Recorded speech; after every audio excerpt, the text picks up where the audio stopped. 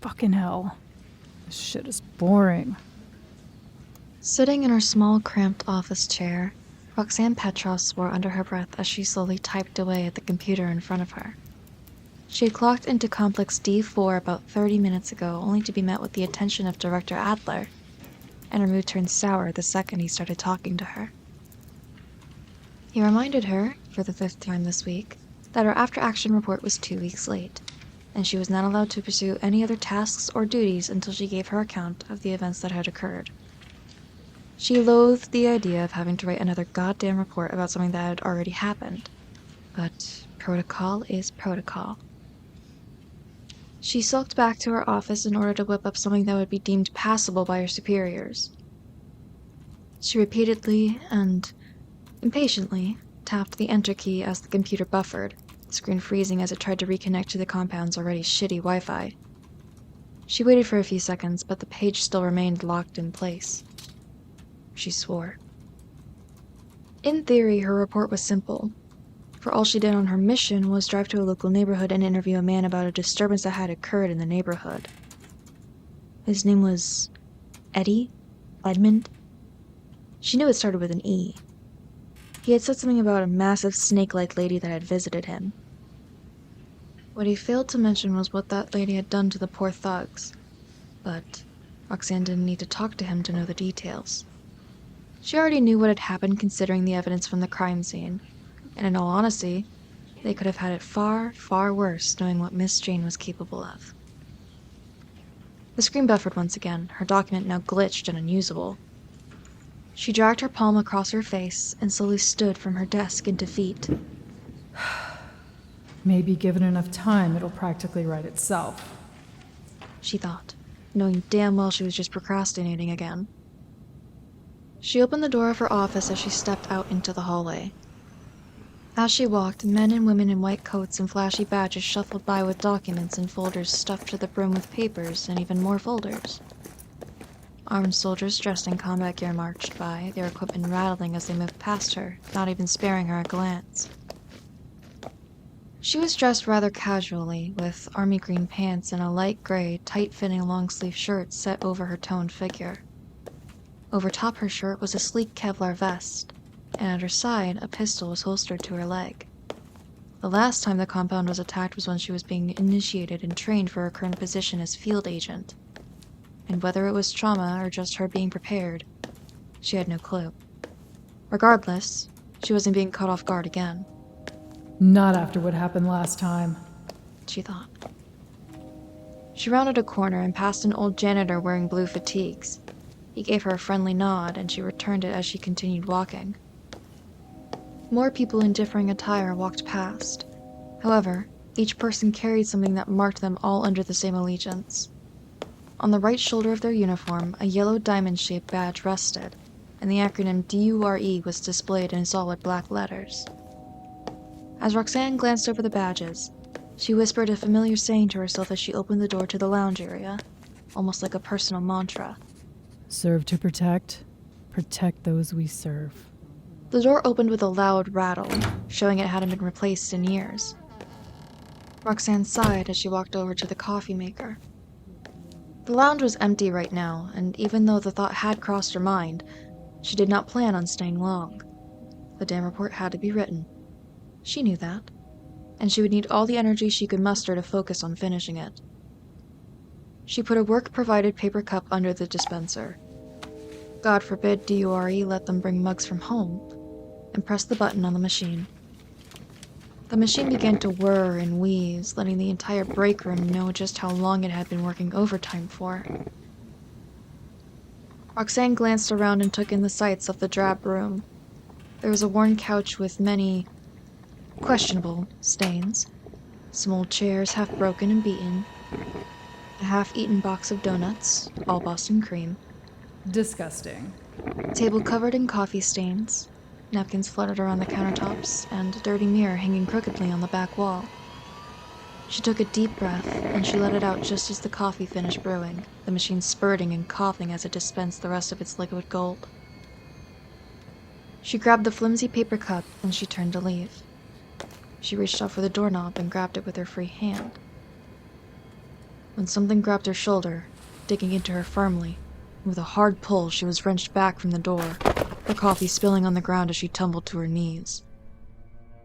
She quickly recovered and stood up furiously, hand atop of her holster. She turned around, ready to shoot any assholes that would attempt to break in. She stopped, and she felt her soul go cold as she looked across the room. The still empty room greeted her. Nothing seemed amiss. What could possibly... The mirror. Someone was... in it? Roxanne stepped closer, ignoring her better judgment. This is exactly how people on horror stories die, Roxanne. Don't be stupid. She unclipped her holster, ready for whatever Talon might have prepared or whatever they might have already started. She peered closer. Someone wasn't in the mirror. Someone was looking through it. At her. In the mirror, a woman looked out the glass and right at Roxanne. She was small and malnourished, dirty, and her face was hidden by a mess of tangled dark red hair and a bloodied bandage covering her eyes. Yet Roxanne still knew who it was. Madeline. Roxanne reclipped her pistol and ran up to the mirror, placing a hand upon its dim, reflective surface and began to speak hurriedly as the image began to dissipate, the outline becoming more blurry and faded by the second. Maddie! Maddie, please! It's me! Maddie, what happened? I had hoped you'd see me. Perhaps not like this. Roxanne stopped, and she took a step back from the wall as the tiny woman lifted a hand up and placed it on the other side of the glass. She spoke, her voice hollow and distant as her words somehow reached her ears. The last we spoke, I was... Madeline cut herself off, and Roxanne stared at her for a long moment. Then she placed her other hand on the mirror as she spoke, her voice emotional, yet stern. Maddie, where are you? Madeline paused for a long moment, and she looked away, almost as if she was lost in thought. Roxanne felt a tingling sensation in her head as the image on the mirror faded away into bare glass. She looked at the mirror for a few more seconds, her head hot with a burning rage. She turned and ran out the door, leaving the forgotten coffee on the ground. Someone would have to clean that later. Those poor janitors. She bolted down the hallway, and she barged people to the side as she raced to the exit. A familiar voice shouted for her to stop. Adler. But she ignored it as she ran to the main lobby and raced out the door. She began running to the parking lot, and she fumbled for her keys as she neared her motorcycle. She was so focused on her keys that she did not see the giant robed figure in front of her, and she ran right into him, stumbling to the ground. The figure turned its hooded head down to look at her, and Roxanne turned to see two black, taloned hands extending from the cover of his cloak. In one hand, he held a gnarled wooden staff, and it pointed the staff down to her as it leaned over her, and the other hand unfurled, gesturing to help her up.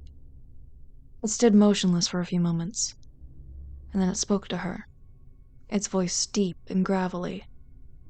You. I know what you have seen. It straightened now, and it extended a hand to her as it pulled Roxanne to her feet. I have witnessed the same. I ask you to listen closely. With a mighty gust of wind, two feathered black wings emerged from its back, and it spoke once again, its voice grim and focused. We shall travel together to rescue this tortured oracle. It is time she sees more than just tragedy. Without warning, the figure grabbed Roxanne and scooped her up in his arms, and they flew into the sky and through the clouds, long black feathers trailing in their wake.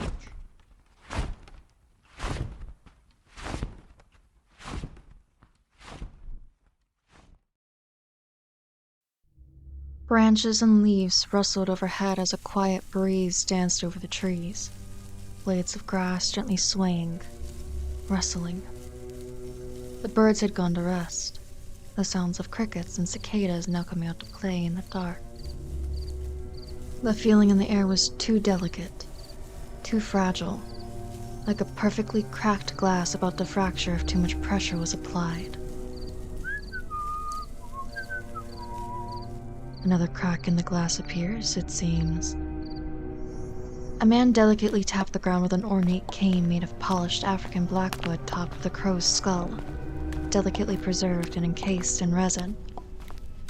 The cane clicked every time it hit the ground, each click putting more cracks into the metaphorical glass.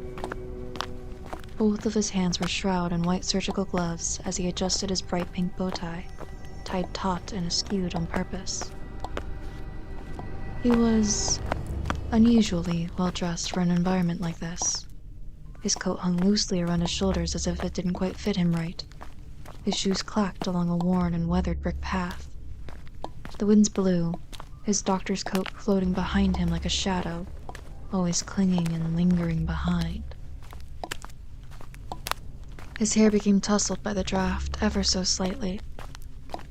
He stopped in his tracks, reached down into his coat pocket, and pulled out a sleek black comb covered in glittery pink stickers. He combed his hair gently, persistently, until he felt like it was right again. Slipping the comb back into his pocket, he gave a small smile and looked around at the delicate yet dying shrubbery before he gazed upon the peeling and cracking signage outside of this drab structure. In what used to be bright red lettering stated, "The Meadoulark Facility Emergency Services Room."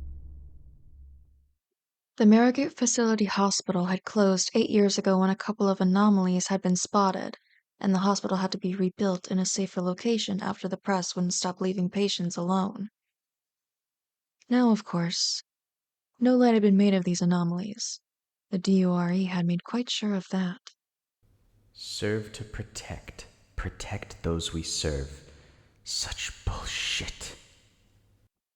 Now, of course, the place had been abandoned for years after the place had been raided for medical supplies and almost every drug under the sun. All still illegal, rest assured. However, this was perfect. Almost too perfect. There were some things needing to be settled. After disposing of all leftover squatters and residents and everyone whom no one would miss, now this place was perfect. The door slid open, though not without slight trouble. The doors tended to stick together when left unopened for long periods of time. My. The winds can be such a nuisance sometimes. He paused, and he put a finger to his lips as he began to ponder aloud. I hope my beloved is all right. Lord alone knows how cold this place can get. And the last thing I'd want is for her to contract a cold. He tisks aloud, almost ironically. Then we'd have a whole new problem. His cane clicks even harsher now on the old linoleum floors of the ER, sharp and distinct. The noise would make anyone else flinch at the sound of impact. However, he found the sound comforting. How else would he let everyone know of his delightful and desirable presence? He wanted to let all of his lovely dolls know he'd come home to play. He curved the corner lazily, humming a ditty to himself that not even he knew the origin of. Then stopping outside of a door near the end of the hall, room 1B. The plaque on the outside of the door had crayon drawings of little pink hearts and flowers on the wall. He drew them himself, taking pride in knowing his favorite little plaything laid inside, waiting for him. The man spun around on his heel and quickly began to dust off his clothes and adjust his tie as he prepared to greet his beloved guest. He took a deep breath in and gently opened the door. The automatic light barely reached out across the room. The hospital lights no longer as bright as they used to be. He'd have to fix those. But it was enough to highlight a pair of legs within the far corner. He smiled again, and he spoke with grandeur and warmth as he laid eyes on his guest. I'm home, my darling. He beamed. Tell me, dear, how are you feeling on this wonderful evening? Silence greeted the man, and he looked across the room to see his guest just sitting there, the darkness shrouding their form.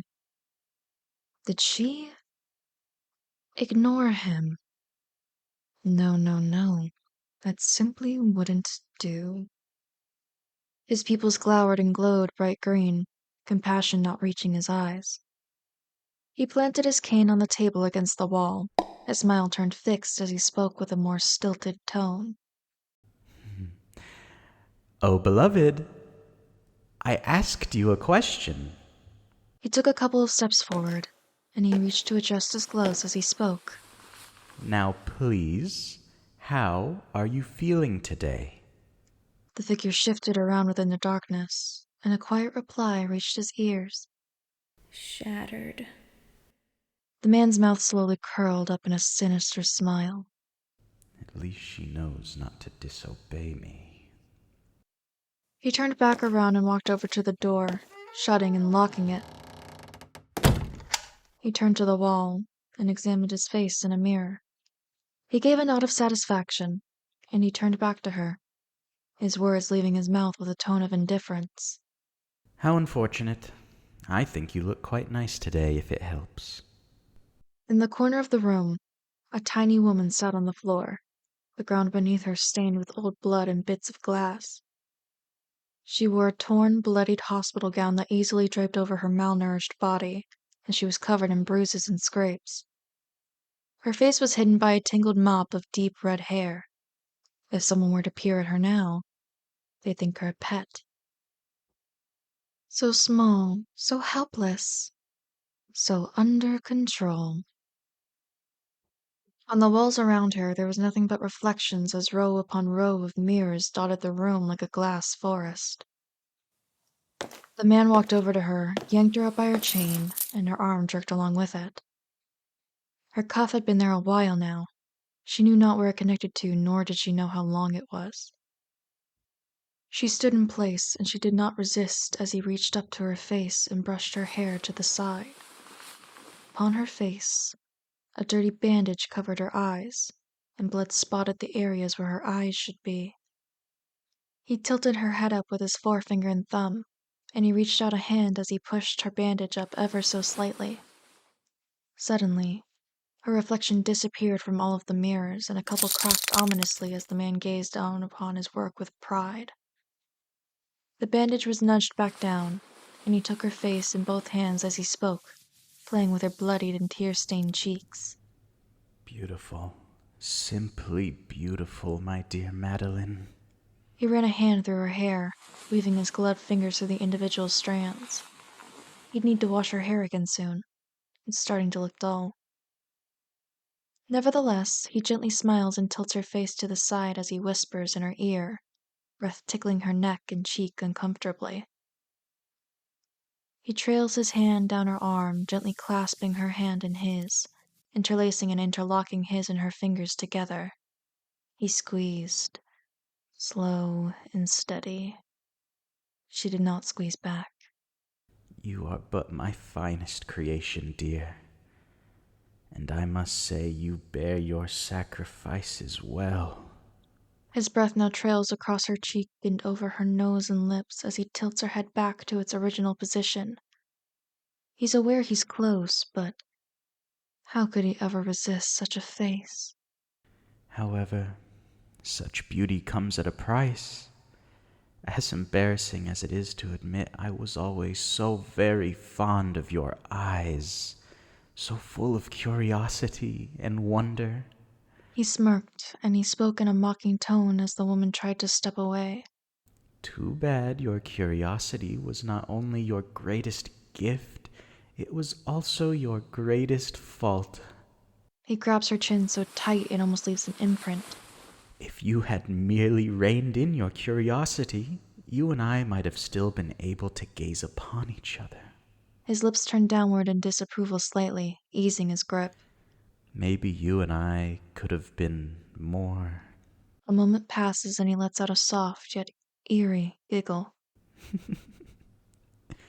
Don't look like that, dear. You know I'd never trade this for the world.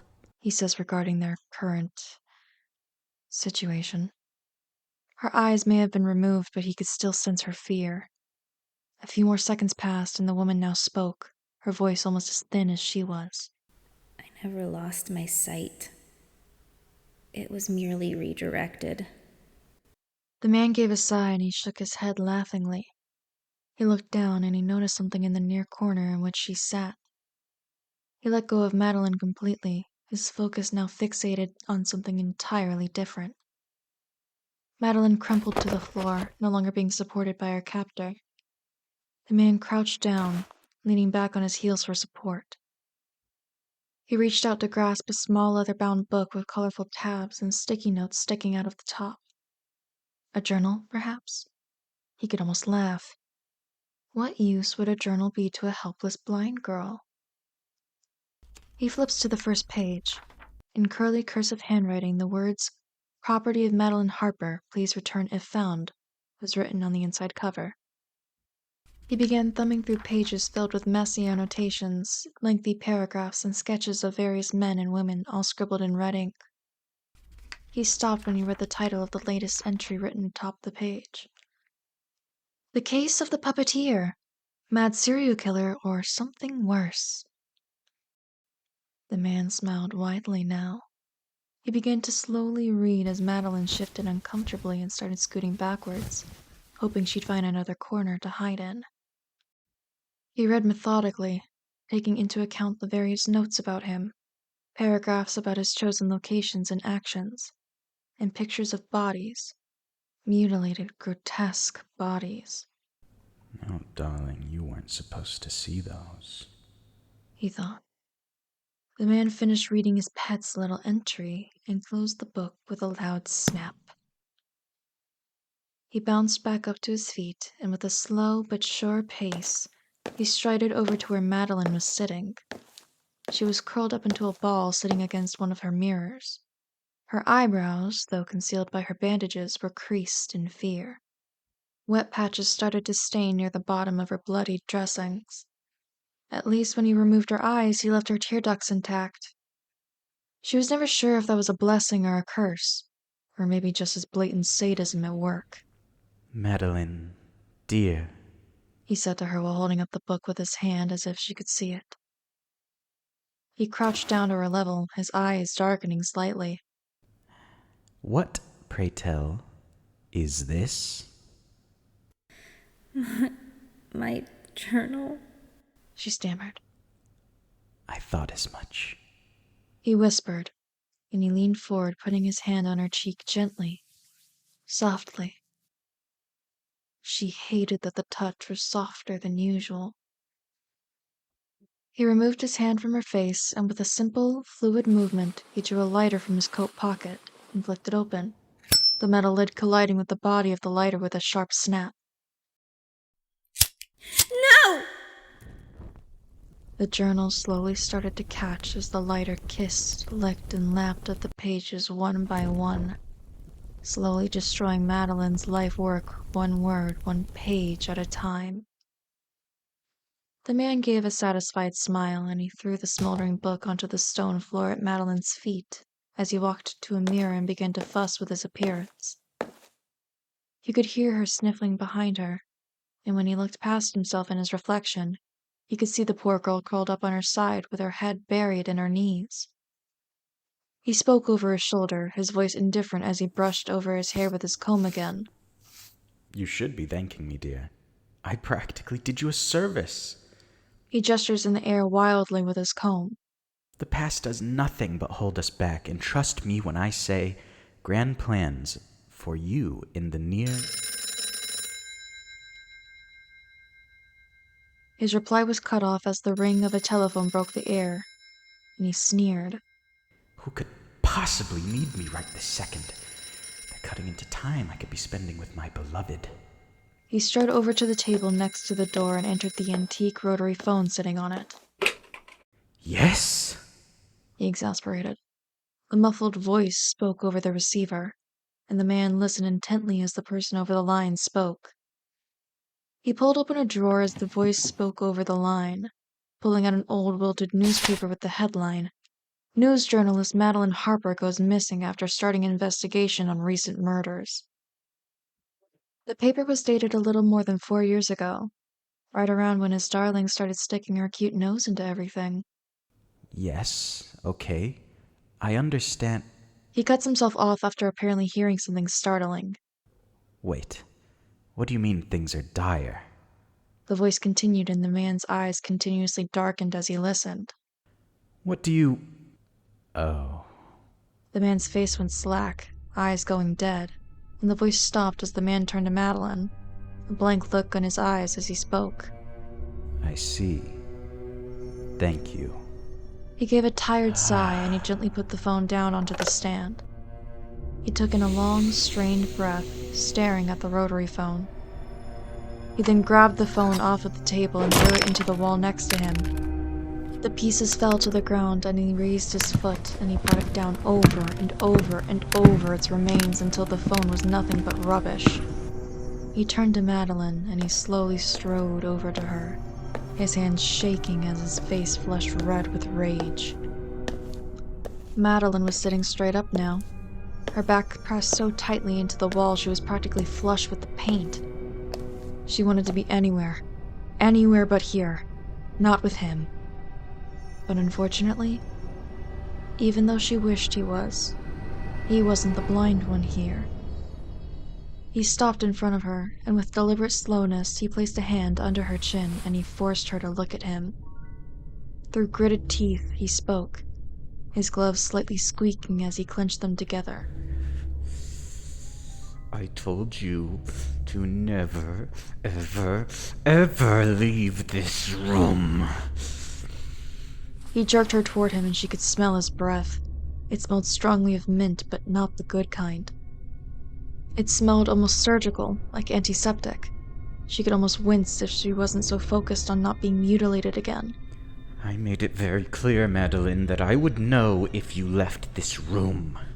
Madeline swallowed meekly, her mouth dry. Her reply was barely audible. I never left. My eyes, they wander free outside my room.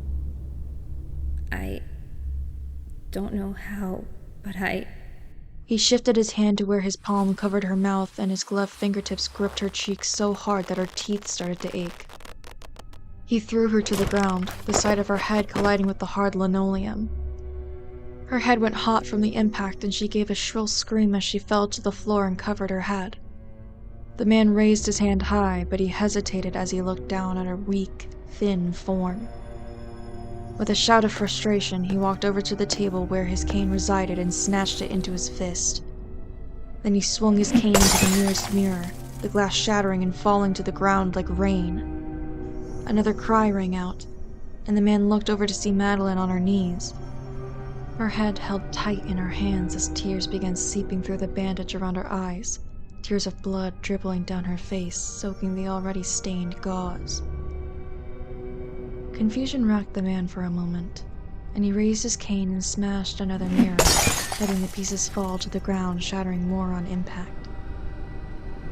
Madeline cried out again, and a wicked smile worked its way across the man's face as he took his cane in both hands. How adorable. The man murmured, a bright blush spreading across his cheeks. Her tears always made him feel special, like he was the only one who saw her so vulnerable. He always feels special with all of his little playthings, but her reactions tasted so much sweeter than the others. The man danced across the room and he began smashing mirrors in a wild frenzy as Madeline wailed with pain, blood soaking through the bandage and running down her patient gown. Glass flew across the room and the floor as mirror after mirror broke and shattered, broken shards covering the floor like carpet. He twirled and spun around the room as if it were his own personal performance, even though there was no audience. The man stopped in the middle of all of the broken mirrors, and he breathed heavily as he looked across the room to Madeline. She was curled up into a quivering ball, and above her hung a polished mirror, its surface shining and spotless. The man dragged his thumb across his cheek. A shard of glass had cut him. When had that happened? It didn't matter. The man smiled coldly and he walked over to the final mirror, glass crunching under his shoes with every step. He haphazardly kicked Madeline to the side, her bony body easily rolling from the force. He raised his cane high as he prepared for the final strike. At his feet, Madeline looked up, and she raised a hand and grabbed his pant leg weakly. He looked down at her as if she were an insect, but then he stiffened as Madeline spoke, her voice suddenly firm and harsh, much stronger than he had ever heard her before. Shattered you made me, and how shattered you shall be. He closed his eyes and stumbled back, and he looked around to see the entire room swirling and shifting in an incomprehensible fractal pattern. The mirrors made the room feel endless, a maze of fractals and fractures. Every individual movement, every step, everywhere he looked was multiplied by hundreds, thousands of individual reflections. As he turned in place, the floor seemed to vanish beneath his feet, replaced by infinite versions of himself falling away into mirrored voids. Vertigo twisted his gut as the walls tilted inward and outward and folded in on themselves like a collapsing kaleidoscope. He cried out as a burning pain laced through his skull and reverberated throughout his body, his neurons firing all at once. He looked across the room as he began to feel his mind slipping away. The room spun and swam, the walls and floor splitting and churning over and over. The mirror. Through the pain in his warping vision, there was a mirror floating a couple feet away from him. He looked to the shining glass and he ran over to it, nearly stumbling over himself a couple of times. With all his remaining strength and will, he swung his cane at the mirror and collapsed to the ground. He closed his eyes, and when he opened them, he saw that the room had returned to normal. He looked around and blinked multiple times, and he felt his rage return as he saw that Madeline was gone. The door was left wide open, and a long trail of blood spattered the ground.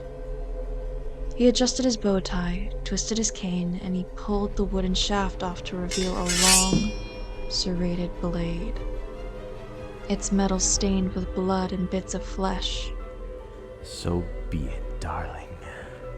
He licked the blade tentatively, letting the dried blood flick onto his tongue. Let the chase commence. Without another word, he ran out the door, his coat billowing behind him as he followed the red trail.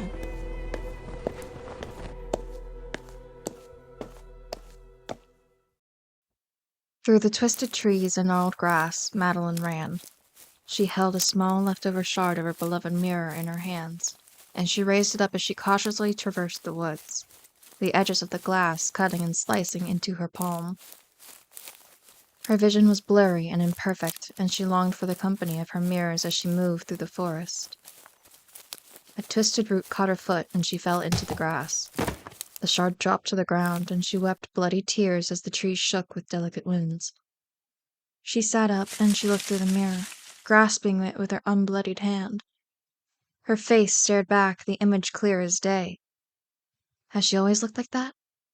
So frail, so broken? She looked up, away from the mirror, and her vision was gone, back to the nothingness her body and mind had been accustomed to. Blindness has sound, breath, movement, the hum of the world just out of reach. It has weight, air, the tremble of things she could feel but could not see. But whatever she saw, or rather, didn't see, was less than blind. There's no word for it. Not silence, not void, just raw nothing. She raised the mirror again, and everything focused and cleared where the mirror was aimed. She gave a quiet sigh, and she lowered the mirror as she let the winds wash over her. She closed her eyes, laying down in the soft grass, and she began to drift off as she began to fall asleep. The grass was like a quilted bed compared to her pile of dirty rags back in that hellhole. The sounds of footsteps broke her from her quiet reverie. Her body flew back upwards from where she lay, ears pricked towards where the noise was coming from. She began to scoot away rapidly as they drew closer. Her back hit the hard stump of a tree, and she buried her head in her knees as she began to panic. Please, please, please. I'm sorry. I left. I'm sorry.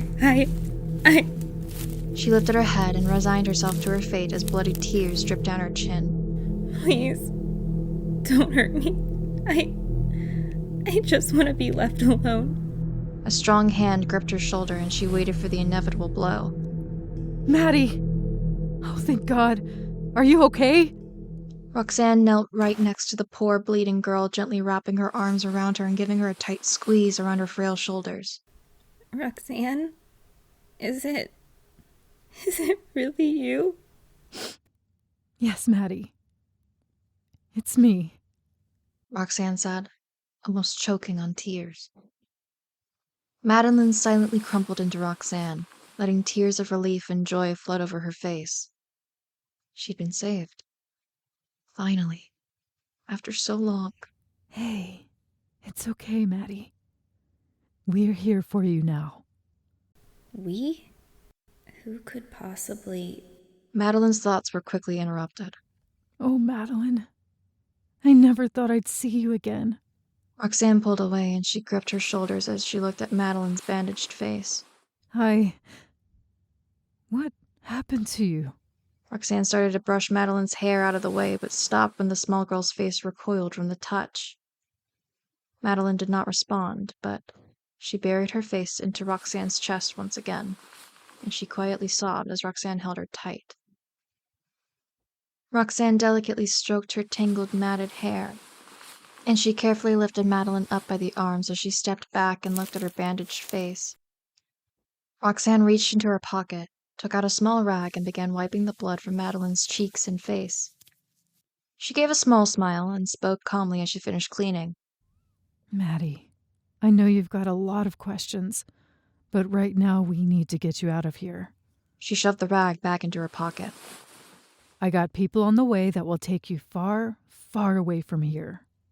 At the mention of this, Madeline wrapped her arms around herself in a self-soothing motion, rubbing her outer arms. Roxanne took notice of this. Maddie, I can't begin to imagine what you've gone through. But what matters is that we get you somewhere safe.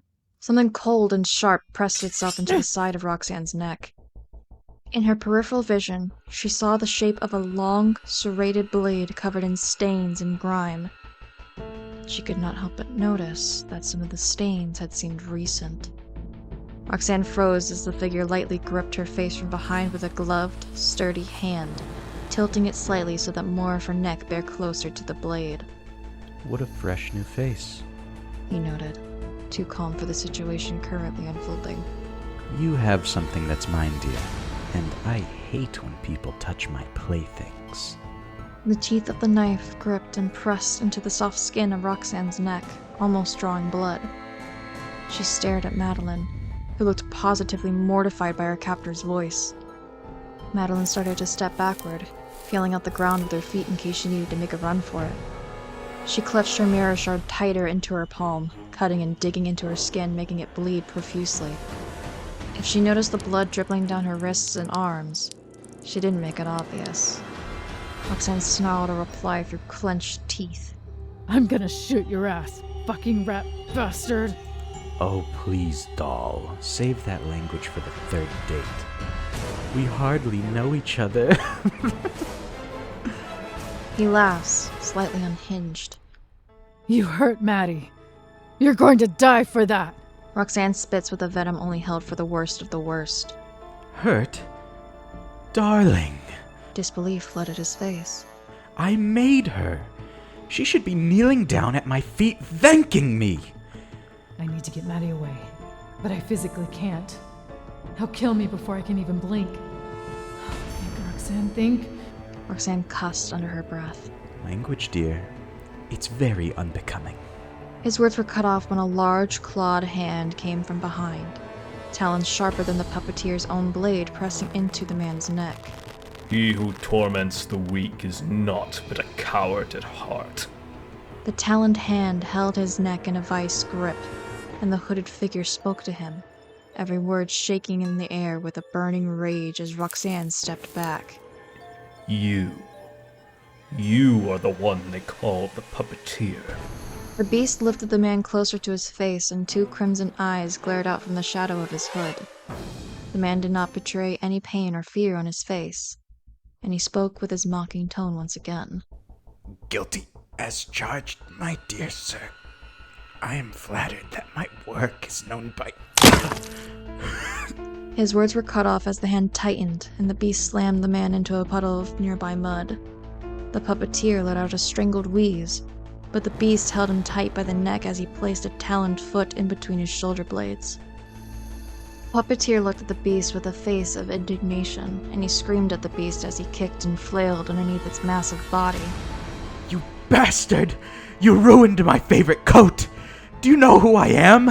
I shall... Shut your mouth, you rotten, heartless vermin filth!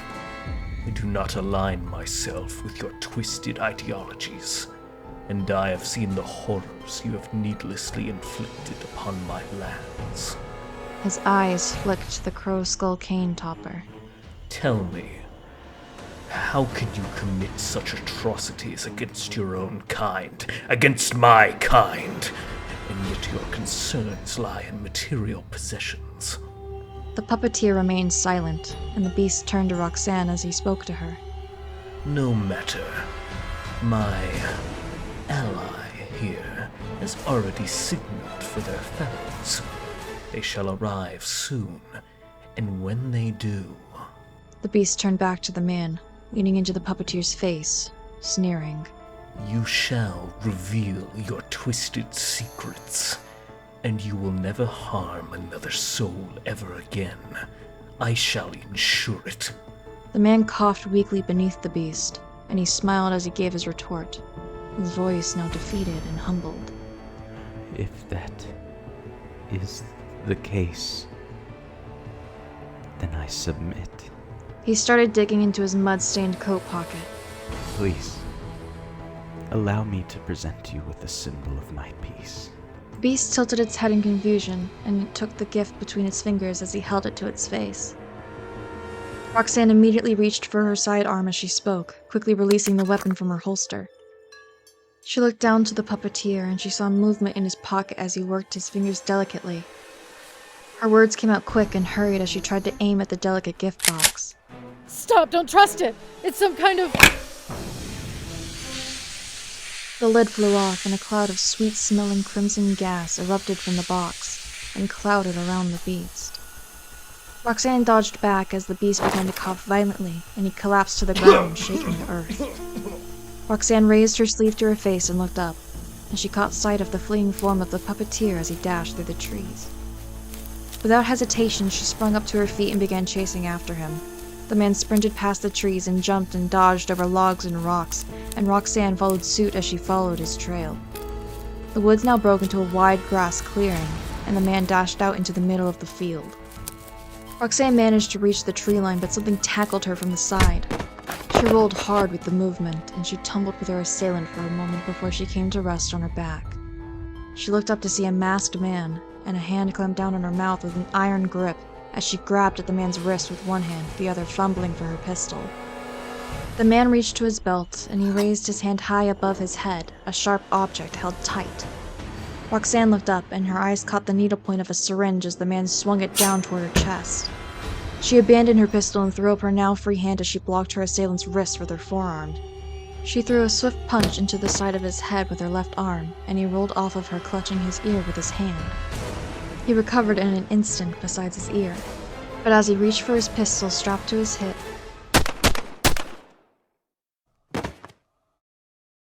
Roxanne brought up her own firearm at his body and pulled the trigger 3 times. His body jerked with each gunshot wound, one hitting his chest at point-blank range, one hitting his uncovered abdominal region, and one bounced off of his equipment. Roxanne fell back on her elbow, and she passed a quick glance at him. He was dressed in full black attire with a red trim, donning a ballistic vest along with other gear on his chest.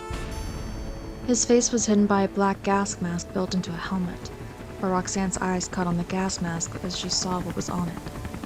A red, grasping claw was painted onto the gas mask. She looked out to the field just as a helicopter with the same symbol touched down to the ground, the grass in the clearing laying almost completely flat by the extreme winds. The door on the side swung open, and the puppeteer leapt inside as men in similar uniform grabbed him and bundled him inside. They then swung their firearms up, locked onto their target, and unleashed a wave of lead toward Roxanne as the helicopter lifted into the air. She ducked behind a tree, cursing brazenly. She hunkered low to the ground as wood splintered and bullets flew all around her. After a few seconds, the firestorm stopped, and Roxanne looked out to see the helicopter flying away as a second one approached the tree line. It displayed the same logo, but it was slimmer and smaller in form as its blades cut through the air. Its wings bristled with ordnance, and underneath its body a large chain gun sat, its barrel angling toward her with an arrogant slowness. You gotta be fucking kidding me! The helicopter stopped and the chain gun began to whine as its barrels rotated at an ever-increasing rate. She ran back into the forest, hoping that the cover of the trees would obscure their vision enough for escape.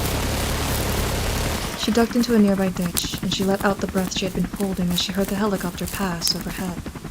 Through the jumbled mess of the leaves, she could see it circling back for another pass, the chain gun whining impatiently as the pilot brought the craft around. She was poised to run, but a massive hand clamped down on her shoulder. She turned to see the hooded beast standing above her as he cradled Madeline in his other arm. His cloak was stained red in some places, likely due to the colored gas. His breathing was slightly labored, also likely due to the fact that he had to run after both Roxanne and the puppeteer. Gently, he lowered Madeline to the ground, and Roxanne knelt down to her as she wrapped her arms around the girl tightly. The beast turned away, and it spoke over its shoulder, its voice grown and laced with anger. Wait here, Roxanne. I shall deal with this. With a mighty gust of its wings, the beast flew up into the sky, and it raced out of sight as Roxanne stayed with Madeline in the brush. A distant explosion rang out a few seconds later, and Roxanne perked her head up as something large and heavy thudded down to the ground in the middle of the clearing. The dirt from the ground made a giant cloud at the point of contact with the giant beast, his body and the area around him now covered by a giant smoke screen. Roxanne grabbed Madeline by her wrist, dragging her to their fallen, in a more literal sense, ally. Roxanne knelt over the beast's body, checking him for any signs of damage, seeing none. It spoke gruffly, yet weakly. The Oracle. Madeline. Is she... well? Roxanne looked down to Madeline, and she nodded her head as she wiped her face. She's fine for now, big guy. Thanks for the help. I don't think I would have reached her in time if it wasn't for you. The beast nodded at her, and it propped itself up on its elbow as it gently reached out to Madeline. He took her frail fingers in his hand, and Madeline grabbed his hand as she began to speak in a distant voice, blood soaking her face once again. Madeline's hands started to shake, or rather, the shard of her precious mirror started to vibrate in her hands. Madeline brung the piece of glass up to her face, peering into its reflective surface, as she always did when her mirrors had something to say. Her vision shifted as it usually did when she gazed upon her mirrors. Flashes of trees flowing in the wind, black feathers drifting in the air, and sounds of crows cawing wildly. At what? She didn't know. The forest, it calls. She looked up toward the beast, her vision fading once more as she put the piece of her mirror away. The forest! The giant figure grabbed her by the shoulders, shaking her urgently. What do you mean? Tell me, Madeline, now! Roxanne slapped the beast's hands away, scolding him. Leave her alone, Silas. She's scared enough as it is. Be nice. The beast sighs, releasing the shaken Madeline. Please, I must know what you mean, seer. Madeline briefly spasmed, and she continued droning on as the beast listened intently. Tonight, a broken soul wanders too far, lured by an ancient darkness that lurks within the shadows. Feathers fly and dance through the air, and the broken soul will wander the lands with no hope of respite. The darkness, no, Malthus, he will try to claim her soul. He will rip her flesh from her bones and use her soul as a twisted offering to cast the forest into eternal darkness. Her hands clasped together in her lap. I see you. Through blade and fury you shall battle the demon. But it will not be a battle you win alone.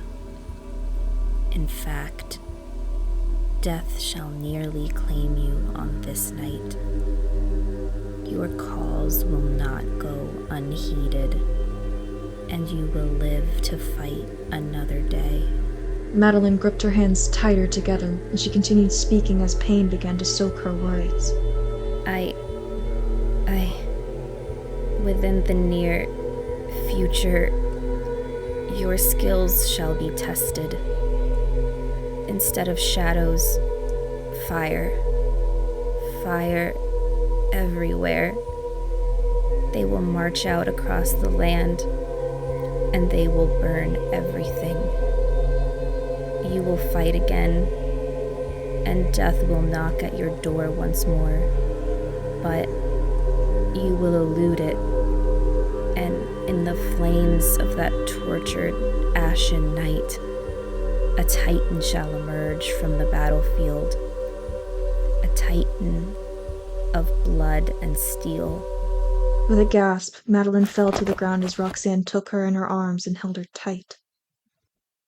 The beast stood up and he stared down at Madeline for a long moment before he bowed his head down with his wings, and he spoke in a low voice. Thank you, Madeline. This shall not be the last time we meet. You have my word that I shall eternally guard your soul from the horrors of this realm. Your sight, I shall require it again. For now, rest, and know that you are now safe. With a mighty gust of wind, the beast flew up into the air, and he soon became a memory as he disappeared into the sky. Roxanne looked up as he flew away, and Madeline whimpered into Roxanne's shoulder. Roxanne, he got away. I see him. I see what he does in the future. And I still have nightmares of what he did to me. But I cannot see him now. I'm sorry, Roxanne. Roxanne stroked her hair gently, and she lifted her up as she began to walk with her out into the field. Roxanne spoke, her voice calm and caring. Don't worry, Maddie. We'll find him soon. And I swear to God, when I get my hands on the throat of that rotten bastard.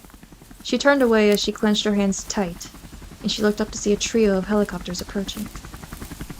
She tensed, and she began to make for the woods when she saw the golden diamond emblazoned on the sides of the vehicles. She gave a sigh of relief, but Madeline gripped her hand tightly, her mirror trembling in her other hand. Madeline spoke to her, her voice haunted and faint as she looked at Roxanne with concern. Roxanne, your heart, it beats. And yet, Madeline looked concerned. I don't know what it means. But I swear, I... Don't worry about it, Maddie. It's probably nothing. Madeline looked at her for a tense moment, and she gave a nod at Roxanne. Soldiers ran toward them, weapons and medical supplies held ready. Roxanne waved them over, greeting them as they started to do basic checkups on both ladies. After a few minutes of conversation and evaluation, the helicopters departed from the field, and for the first time in years, Madeline foresaw a brighter future for herself.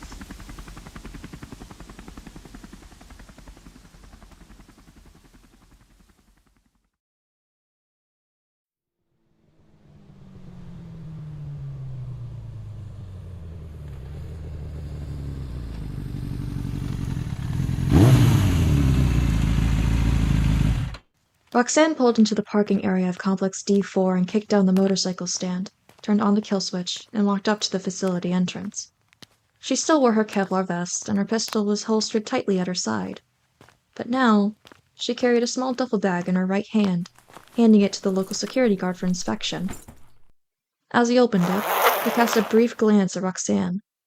She reached into her pocket, and she pulled out her identification card, the words Field Agent emblazoned in solid black below her picture. The guard stared at her for a moment, and then gave her a nod as he passed the bag back to her and signaled for her to be on her way. She walked through the security checkpoint, and she began walking down hallways as she searched for the lobby.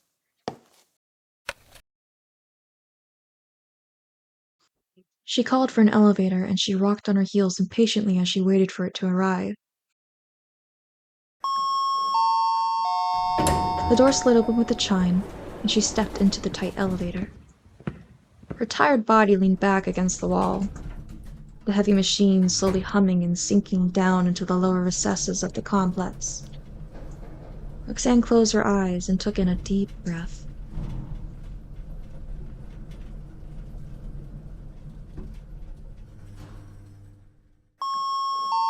A loud buzz sounded out, and the door creaked open to reveal a gray, empty hallway. She exhaled, and she began walking, her footsteps echoing loudly in the quiet air of the corridor. She turned a corner and she stopped as she came to the place she had been searching for. In front of her, a heavy metal door rested snugly against the wall, and beside it, a scanner and a label rested. She held her ID to the scanner and she read the label as the door slowly slid open. UE6, also known as Madeline. Threat level medius. She's practically harmless. At least they remembered her name, unlike last time. The door fully opened and Roxanne stepped inside as she set the bag down on the floor. Across from her, Madeline was laying on a small bed propped against a wall, the covers white and neatly made to show the D.U.R.E diamond embroidered on it. She was wearing gray pants and a long-sleeved shirt that hung loosely on her body. Roxanne could notice that she had gained a bit of weight since their last encounter. Roxanne smoothed out her clothes, ran a hand through her hair, and looked up as she spoke. Maddie? Madeline whipped her head around and immediately sprung up from the bed and ran over to Roxanne and wrapped her in a tight hug. Roxanne, it's so good to see you again. I was beginning to think you had forgotten about me. Roxanne stepped back from the embrace and she put her hands on her shoulders as she looked at the clean bandage around her eyes. It was spotless except for the wet marks forming near the bottom of it, but the smile on Madeline's face betrayed the nature of the tears as she looked at Roxanne warmly. Roxanne looked at her for a moment and spoke, a voice stern yet soft.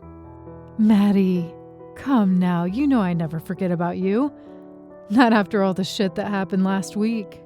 She looked away, and her eyes met her own stare as she looked up at one of the many mirrors that dotted the walls of Madeline's room.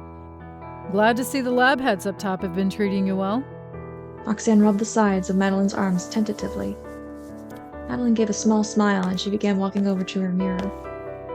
She produced a small cloth in her hand and she began cleaning the mirror as she spoke over her shoulder. Everyone's been nice, Roxanne.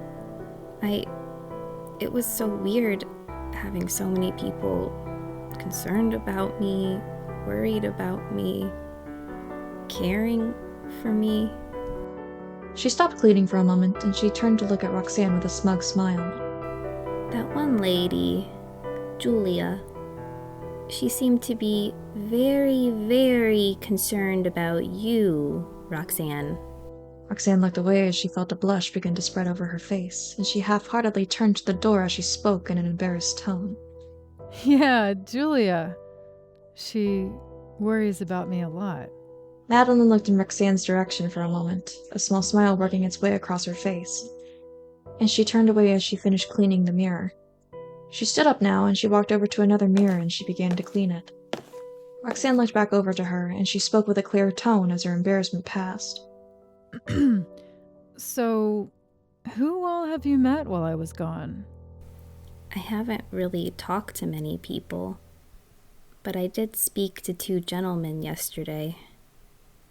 One was named Jackson, and he gave me a lecture about all the rules and regulations I now have to follow while I stay here. Madeline went to clean a third mirror.